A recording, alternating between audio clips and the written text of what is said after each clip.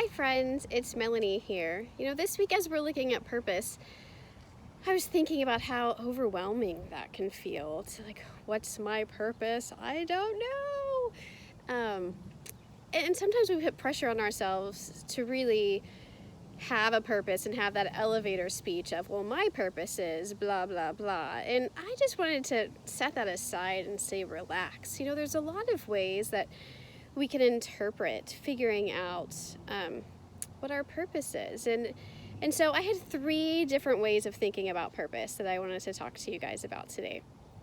One is kind of this macro view of purpose. It really applies to all of us. We're all under this umbrella of being God's children, and He calls us to love Him with all of our heart and all of our soul and all of our strength, and to love our neighbors as ourselves.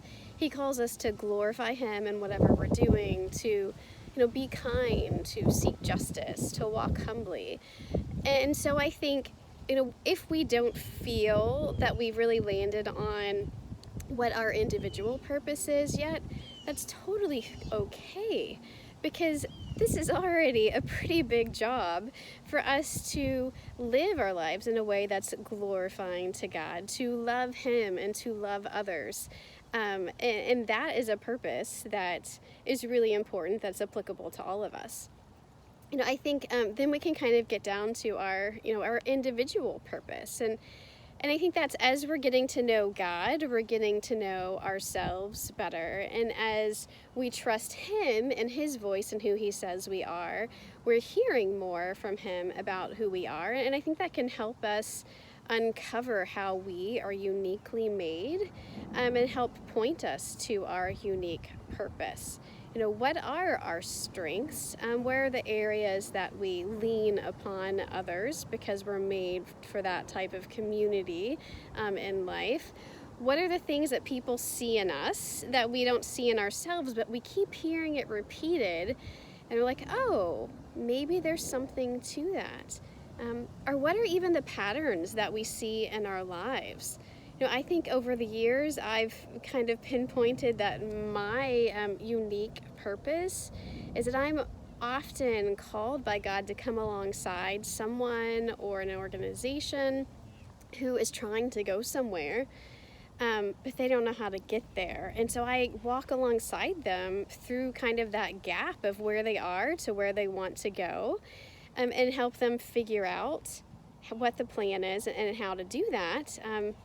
And then, once we arrive there, I often find the Lord calls me aside and says, okay, let's take a breather and I'll let you know when your next one is. And I've seen, in hindsight, that pattern in my life even before I was following Christ, where, it manifested itself in so many different ways, whether it was me trying to walk alongside and fix a boyfriend, or come alongside a friend who was struggling with something, or come alongside an organization that wanted to take the next step in their structure, or what they were offering.